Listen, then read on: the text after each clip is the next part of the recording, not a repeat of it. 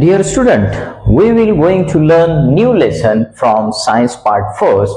It is lesson number 3, chemical reaction and equation. This lesson is for 6 mark. हा lesson 6 mark साठी असतो.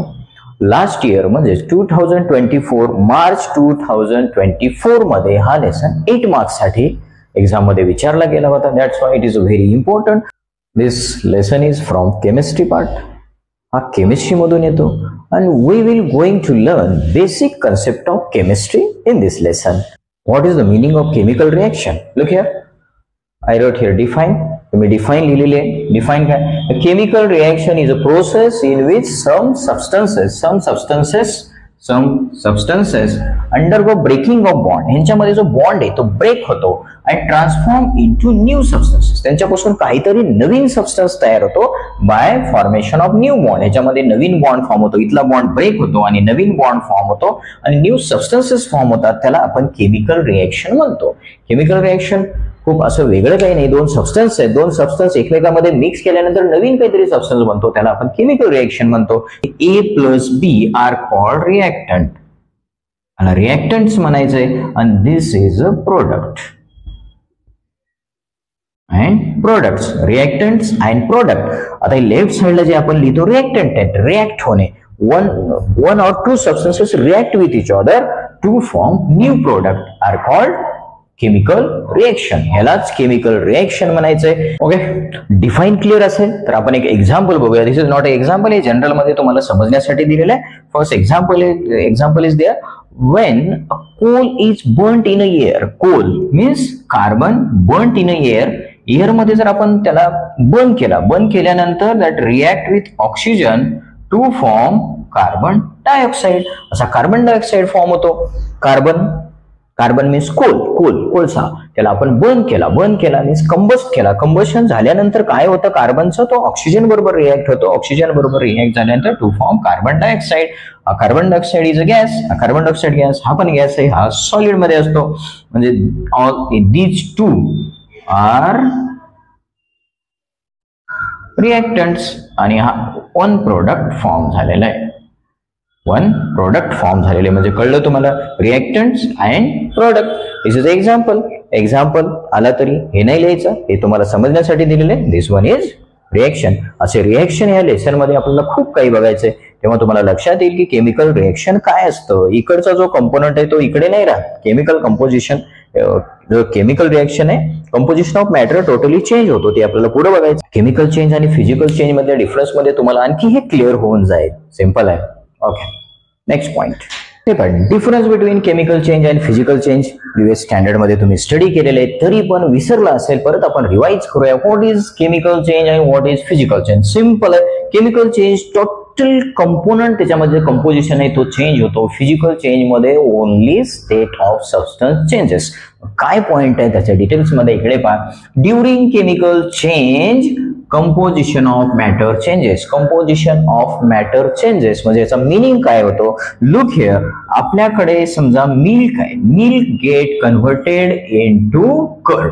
मिल्कचं curd मध्ये conversion झालं. त्याचं कंपोजिशन काय चेंज झालेलं आहे. मिल्क मध्ये जे कंपोनंट आहे, ज्याचं कंपोजिशन आहे, जे टेस्ट आहे, टेक्स्चर आहे, टोटली चेंज होतो आणि कर्ड वेगळंच असतं. म्हणजे कंपोजिशन चेंज. मिल्क टेस्टला कसा लागतो, मग कर्ड कसा लागतो, म्हणजे त्यामध्ये जे कंपोजिशन आहे, केमिकल कंपोजिशन टोटली चेंज झाले. That's why during chemical change composition of matter changes. And this one permanent change. Milk एकदा कर्ड मध्ये कन्वर्ट झाला तर कर्डचं परत आपण मिल्क मध्ये कन्व्हर्जन करू शकत नाही. That's why this is a permanent change. And irreversible means permanent means कर्डचा कन्व्हर्जन आपण मिल्क मध्ये करू शकत नाही. त्यालाच आपण काय म्हणतोय, इरिव्हर्सिबल चेंज. सिंपल आहे, कळलं असेल, एकदम सिंपल आहे. हे पॉइंट फक्त एवढे लक्षात ठेवायचे. Chemical change, physical change, composition changes. मिल्कचे कंपोजिशन कर्ड मध्ये, कंपोजिशन ऑफ मॅटर मीन्स त्याच्यामधले component, taste, texture totally changes. आणि second one during physical change मध्ये काय होतं, only state of matter changes. State of matter which are the states, solid, liquid आणि gases. Solid, liquid, gases जे state असतात ते change होतात. फक्त solid to liquid, liquid to gas असं जे चेंज होतं त्याला आपण स्टेट ऑफ मॅटर म्हणतो. फॉर एक्झाम्पल आपल्या आपल्याकडे एक्झाम्पल आहे, ice get converted into water. Ice आहे in the form of solid आणि त्याचाच आपण कन्व्हर्जन करू शकतो कशामध्ये, लिक्विड मध्ये. Means ice get converted into water. फक्त काय चेंज झालेलं आहे, स्टेट चेंज झालेले आहे. आणि water get converted into ice. वॉटरचं कन्व्हर्जन आईस मध्ये करू शकतो, आईसचं कन्व्हर्जन आपण वॉटर मध्ये करू शकतो. That's why this is a temporary, थोड्या वेळापुरतं टेम्पररी अँड रिव्हर्सिबल. रिव्हर्स होतो ice to water, water to ice means reversible change. Simple आहे. दोन्ही मधला difference chemical change, physical change कळलं असेल तुम्हाला. फिजिकल अँड केमिकल हा तात्पुरता होणारा बदल. मग ह्याच्यामध्ये कुठले एक्झाम्पल्स येऊ शकतात? फिजिकल चेंज मध्ये ice get converted to water, water get converted to vapour.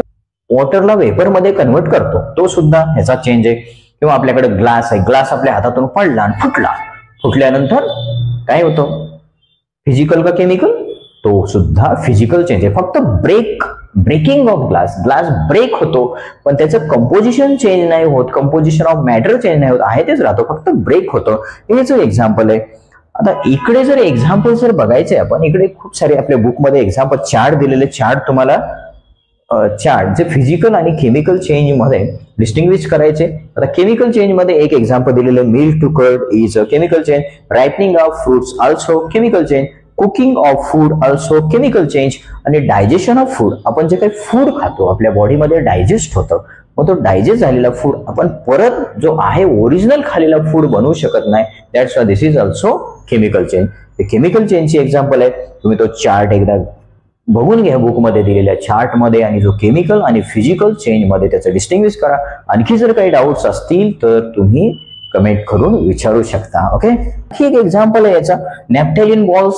Naphthalene balls माहिती आहे, naphthalene balls use in toilet, washroom, इकडे तिकडे यूज केलं जातं किंवा कबडमध्ये ठेवलं जातं कपाटामध्ये. नॅफ्थॅलिन बॉल्स आणि कॅम्फर, कॅम्फरचा अर्धी कापूर अर्धी करण्यासाठी यूज केला जातो नॅफ्थॅलिन बॉल्स वॉशरूम मध्ये. मग त्याचं सब्लिमेशन होतं, छोटा छोटा छोटा साईज त्याचा कमी कमी कमी कमी होत जातो. Means this is also physical change. तो फिजिकल चेंज आहे. बाकी ह्याचे एक्झाम्पल्स खूप सारे आपल्या बुकमध्ये दिलेले आहेत, मग ते तुम्ही बघू शकता. हे जे 2-3 सांगितलेले मी ते फिजिकल चेंजचे एक्झाम्पल्स आहेत. बाकी इकडे जे दिलेले एक्झाम्पल्स आहेत ते केमिकल चेंजचे आहेत. किंवा शहाबादी फरशीचे एक एक्झाम्पल दिलेले, लेमन आहे किंवा त्यावरती आपण हे केल्यानंतर रिॲक्शन होतं. Reaction means chemical composition changes. That's why this is also example of chemical change. Simple आहे. नेक्स्ट लेक्चर मध्ये आपण बघणार आहे about chemical equation and how to write chemical equation and rules of chemical equation. म्हणजे chemical equation लिहिण्याचे काही rules आहेत ते आपण नेक्स्ट लेक्चर मध्ये स्टडी करणार आहे. त्यामुळे नेक्स्ट लेक्चर मिस करू नका. इम्पॉर्टंट आहे, खूप इंटरेस्टिंग आहे. जसं आजचा इंटरेस्टिंग झालेलं आहे तसं उद्याचा लेक्चर सुद्धा इंटरेस्टिंग होईल. चॅनलला सबस्क्राईब करा, फॉलो करा, जेणेकरून तुम्हाला नवीन व्हिडिओचं नोटिफिकेशन येईल. Thank you so much.